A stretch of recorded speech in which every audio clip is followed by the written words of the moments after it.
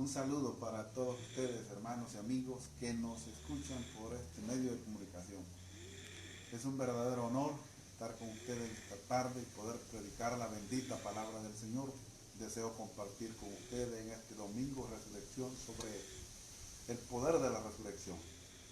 Quiero traer a la memoria lo que dice la bendita palabra del Señor en el capítulo 15 de 1 de Corintios. El apóstol Pablo explica perfectamente bien esta doctrina bíblica.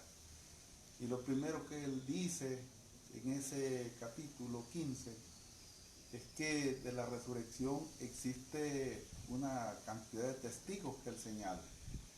Pero el hacer referencia a él sobre estos testigos es porque habían creencias en aquel tiempo sobre lo que era la resurrección. Habían por lo menos dos teorías. Una teoría decía que Jesús no había resucitado, sino que lo habían enterrado en la cueva desmayado, y que por lo tanto cuando se le pasó el desmayo, entonces él salió de la cueva. Esta es una teoría bastante rara, porque lo que nosotros sabemos en la actualidad de cómo es que trataban a estas personas que eran condenados a ser crucificados, después de haberlos golpeado, después de haberlos flagelado, después de haberles puesto una corona de espinas, después de haberlos colgado en un madero, era imposible que ese cuerpo estuviera desmayado. La otra teoría era la teoría del robo. Pues en ese tiempo en que se dio la resurrección, nosotros nos damos cuenta que la palabra del Señor dice que los ancianos de Israel sobornaron a los guardias que cuidaban la tumba de Jesús para que dijeran que mientras ellos estaban dormidos, los discípulos habían llegado y habían hurtado el cuerpo de Jesús. Así que eso es lo que se creía de la teoría de la resurrección en esos días en que había ocurrido. Pero ahora el apóstol Pablo dice claramente que hay testigos de la resurrección. Y uno de esos testigos que él menciona y que nosotros podemos encontrar fácilmente en las Sagradas Escrituras es que la tumba estaba vacía. Las mujeres que seguían a Jesús y los discípulos de Cristo fueron a buscar a la tumba, y la tumba estaba vacía. Tal como diría el doctor Pagán hace algunos días en una de sus exposiciones, hablaba sobre algunos hombres grandes que existieron en la historia, maestros, filósofos y algunos que autodenominados profetas, otros políticos, y lo que se decía y lo que se dice de estas personas es que murieron en algún lugar de la tierra y sus tumbas están allí todavía.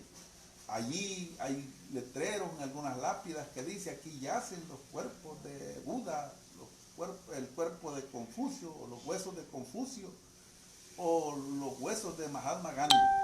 Pero cuando llegamos a la tumba de Jesucristo, lo que encontramos es un rótulo que dice: no está aquí, Él vive.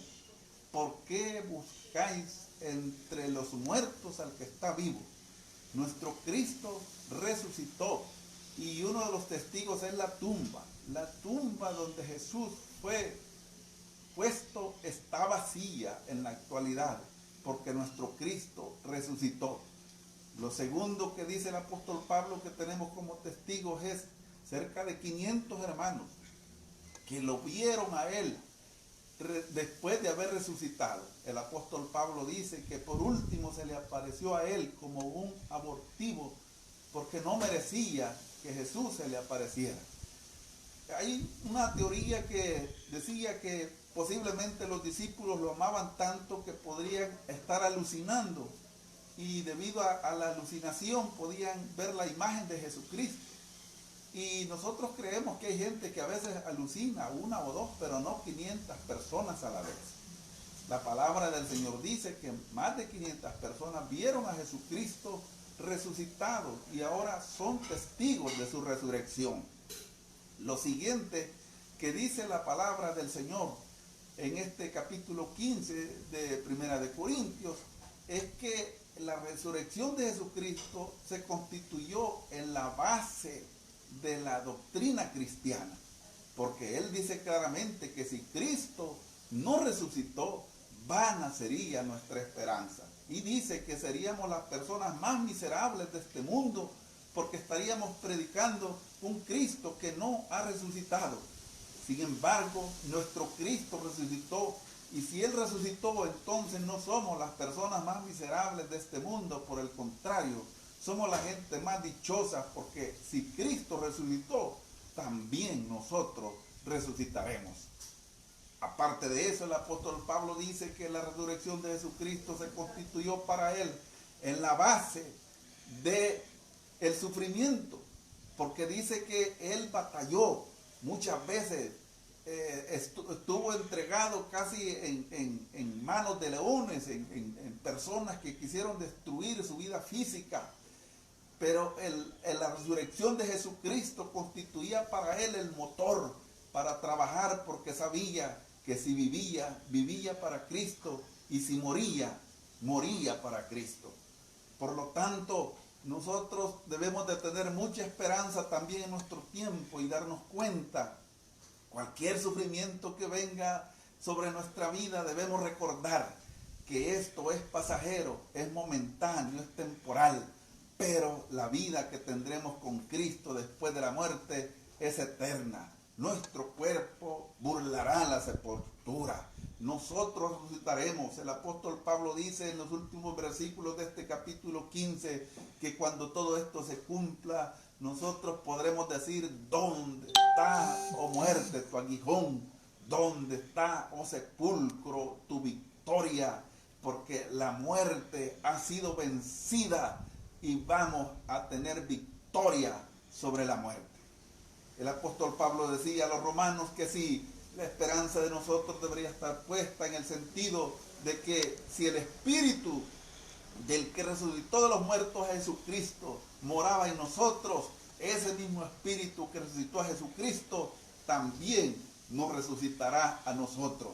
Y el capítulo número 3 de Filipenses, él decía que había renunciado a todas sus creencias, a toda su religión antigua, por el hecho de conocer a Jesucristo. Y él decía: deseo conocerlo en el poder de su resurrección. Es un anhelo que nosotros debemos de tener. Si morimos, viene el día cuando experimentaremos también el poder de su resurrección. Hoy conocemos a Cristo y lo conocemos en parte, pero cuando resucitemos y estemos con Él, lo veremos tal como Él es. Quiero en esta tarde que nos animemos y entendamos nosotros que nuestra vida tiene esperanza, que lo que hacemos tiene base, que lo que nosotros suframos aquí en este tiempo es pasajero, con lo que vamos a disfrutar después de la resurrección, cuando estemos con nuestro Señor y Salvador Jesucristo. Déjenme orar con ustedes en esta tarde y démosle gracias a Dios por habernos resucitado juntamente con Cristo, porque el poder de la resurrección lo disfrutamos en la actualidad, pero también lo disfrutaremos en la eternidad. El poder de la resurrección es que nos ha cambiado hoy a nosotros. La vida de nosotros es diferente, producto de la resurrección de Cristo, pero también en la eternidad disfrutaremos de esta resurrección, de este poder de la resurrección. Déjenme orar con ustedes esta tarde y démosle gracias a Dios. Muchas gracias, Señor, por tu misericordia y tu bondad. Gracias, Señor, por todos nuestros hermanos que se han conectado para escuchar hoy tu palabra. Gracias, Padre, gracias, Hijo, gracias, Espíritu Santo, por este gran honor, por este privilegio que nos has dado, oh Dios, de ser tus hijos y de ser parte hoy de las personas que esperamos la resurrección en el día postrero.